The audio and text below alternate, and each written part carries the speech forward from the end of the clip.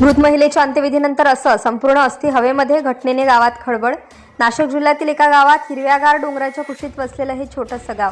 गावात सर्वजण एकमेकांना ओळखणारे, सुखदुःखात धावून जाणारे, पण काही दिवसांपूर्वी या गावात अशी एक घटना घडली की गावातील प्रत्येकाच्या तोंडी एकच चर्चा होती।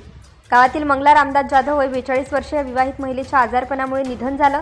घरावर दुःखाचा डोंगर कोसळला आणि संपूर्ण गाव तिच्या अंत्ययात्रेत सहभागी झालं। अंत्यसंस्काराच्या दिवशी वातावरण अत्यंत शांत होतं। स्मशानभूमीत फक्त लाकडं जाळण्याचा आवाज आणि नातेवाईकांच्या रडण्याचे हुंदके ऐकू येत होते। सर्व धार्मिक विधी पार पडले, चिता पूर्णपणे पेटली, प्रत्येकाच्या डोळ्यात अश्रू होते। काही वेळानंतर सर्वांनी शेवटचा नमस्कार केला आणि जड अंतकरणाने आपापल्या घरी परतले। स्मशानभूमी पुन्हा एकदा शांत झाली। तिथे उरली होती फक्त धगधगणारी चिता आणि काळोख। त्या रात्री गावात मात्र वेगवेगळ्या चर्चा सुरू झाल्या। काही जण म्हणत होते की स्मशानाजवळ कुत्र्यांचे विचित्र आवाज ऐकू आले, काहींनी दूरवर एखादी सावली फिरताना पाहिल्याचा दावा केला, पण अशा गोष्टी गावात अधूनमधून ऐकायला मिळत असल्याने कुणी त्याकडे फारसं लक्ष दिलं नाही। सर्वांनाच वाटलं सकाळी नेहमीप्रमाणे अस्थि संकलन होईल आणि पुढचे धार्मिक विधी पूर्ण होतील। दुसऱ्या दिवशी सकाळी मंगला यांच्या कुटुंबातील काही सदस्य स्मशानभूमीत पोहोचले। त्यांच्या हातात अस्थि गोळा करण्यासाठी लागणारे साहित्य होतं, पण चितेजवळ पोहोचताच त्यांचे पाय थबकले। काही क्षण कोणाच्याच तोंडातून शब्द फुटेना। सर्वजण एकमेकांकडे पाहू लागले, कारण चितेच्या जागेवर काहीतरी अत्यंत विचित्र दिसत होतं। जिथे राख आणि अस्थि असायला हव्या होत्या तिथे जवळजवळ काहीच नव्हतं। राख पूर्णपणे विस्कटलेली होती। काही ठिकाणी ती दूरवर उडाल्यासारखी दिसत होती। अस्थींचा मागमूसही लागत नव्हता। एवढंच नाही तर चितेभोवती काही अनोळखी पाऊलखुणाही दिसत असल्याचं काही जणांनी सांगितलं। आता भीतीचं वातावरण निर्माण होऊ लागलं। थोड्याच वेळात ही बातमी संपूर्ण गावभर पसरली। गावकरी मोठ्या संख्येने स्मशानभूमीत जमा झाले। प्रत्येकजण वेगवेगळे अंदाज लावत होता। काही जण म्हणत होते की रात्री प्रचंड वारा सुटला असावा, काहींनी याला अघोरी प्रकाराशी जोडायला सुरुवात केली, तर काहींनी थेट चोरीचा संशय व्यक्त केला, पण नेमकं खरं कारण काय याचं उत्तर कोणाकडेच नव्हतं। मंगला यांच्या नातेवाईकांना मात्र हा प्रकार अस्वस्थ करणारा होता। त्यांच्या मते अंत्यसंस्कारावेळी सर्व धार्मिक परंपरा पाळण्यात आल्या होत्या, त्यामुळे अस्थि अशा प्रकारे गायब होणं स्वाभाविक वाटत नव्हतं। प्रत्येकजण चितेजवळ पुन्हा पुन्हा जाऊन पाहत होता। कदाचित काहीतरी सापडेल अशी आशा होती, पण जितका शोध घेतला तितकंच गूढ वाढत गेलं। गावातील काही वयोवृद्धांनी अनेक वर्षात असा प्रकार कधी पाहिलाच नसल्याचं सांगितलं। त्यांच्या मते स्मशानभूमीत अनेक अंत्यसंस्कार झाले, पण अस्थि अशा प्रकारे नाहीशा झाल्याचं त्यांनी कधी ऐकलं नव्हतं। त्यामुळे गावातील वातावरण आणखी गंभीर झालं। अनेकांनी रात्री स्मशानाजवळ जाणंही टाळायला सुरुवात केली। काही तरुणांनी संपूर्ण परिसराची पाहणी केली। आसपासच्या झाडांजवळ, झुडपांमध्ये आणि ओढ्याजवळही शोध घेण्यात आला, पण राख किंवा अस्थींचा कोणताही ठोस मागमूस सापडला नाही।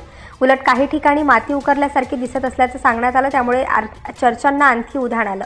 दरम्यान गावात काही जणांनी वेगळाच मुद्दा उपस्थित केला। हिंदू परंपरेनुसार काही विवाहित महिलांच्या अंत्यसंस्कारावेळी त्यांच्या अंगावर दागिने असू शकतात, त्यामुळे चिता शांत झाल्यानंतर राखेत सोन्याचे काही अवशेष राहण्याची शक्यता असते। हा प्रकार त्या दागिन्यांच्या लोभातून झाला असेल का, असा प्रश्न अनेकांनी उपस्थित केला। पण लगेच दुसराही प्रश्न समोर आला, जर उद्देश फक्त सोनं मिळवणं असता तर पूर्ण राख आणि अस्थि का उचलून नेल्या गेल्या?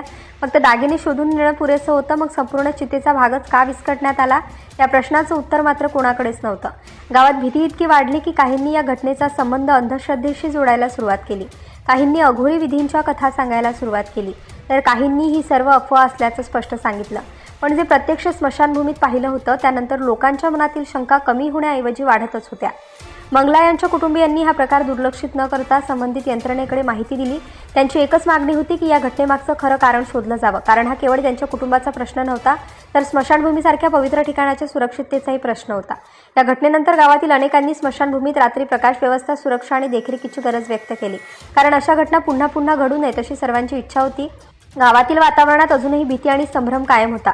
अनेक दिवस या घटनेची चर्चा सुरूच राहिली। प्रत्येक नवीन व्यक्ती वेगळी कथा सांगत होती। कोणी म्हणत होतं हा साधा चोरीचा प्रकार आहे, कोणी म्हणत होतं यामागे काहीतरी वेगळंच गुपित दडलंय, पण कोणताही ठोस पुरावा समोर येत नव्हता। शेवटी तपासादरम्यान समोर आलेल्या प्राथमिक माहितीनुसार या घटनेमागे 2 शक्यता व्यक्त करण्यात आल्या। पहिली म्हणजे चितेमधील सोन्याच्या दागिन्यांच्या लोभापोटी कोणीतरी राख आणि अस्थि उचलून नेल्या असाव्यात, आणि दुसरी म्हणजे काही अंधश्रद्धाळू कृत्यांसाठी हा प्रकार केला गेला असावा। मात्र या दोन्हीपैकी कोणतीही शक्यता अधिकृतरित्या सिद्ध झालेली नव्हती। या संपूर्ण प्रकरणात सर्वात वेदनादायक बाब म्हणजे एका मृत व्यक्तीच्या अंत्यसंस्कारानंतरही तिच्या कुटुंबाला मानसिक त्रास सहन करावा लागला। अंत्यविधी संपल्यानंतरही दुःख संपलं नाही, उलट नव्या गुढांनी त्यात भर पाडली। अशा घटना समाजासाठी गंभीर इशारा ठरतात। आजही देवगिरीवाडीतील अनेक लोक त्या दिवसाची आठवण काढतात, तेव्हा त्यांच्या अंगावर काटा येतो। स्मशानभूमीतील ती रिकामी चिता, उडलेली राख आणि गायब झालेल्या अस्थी, हे दृश्य त्यांनी अजून विसरलेलं नाहीये। काही प्रश्नांची उत्तरं काळ देतो, तर काही प्रश्न कायम अनुत्तरित राहतात। या कथेत सांगितलेली व्यक्ती, गावाचे नाव आणि ओळख ही काल्पनिक आहे, मात्र शेवटी सांगितलेला प्रकार अशाच स्वरूपाच्या समोर आलेल्या वृत्तांवर आधारित आहे।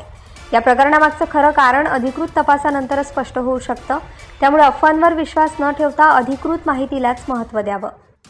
आणि माहितीचा विश्वासार्ह आवाज आत्ताच सबस्क्राईब करा युअर मराठी.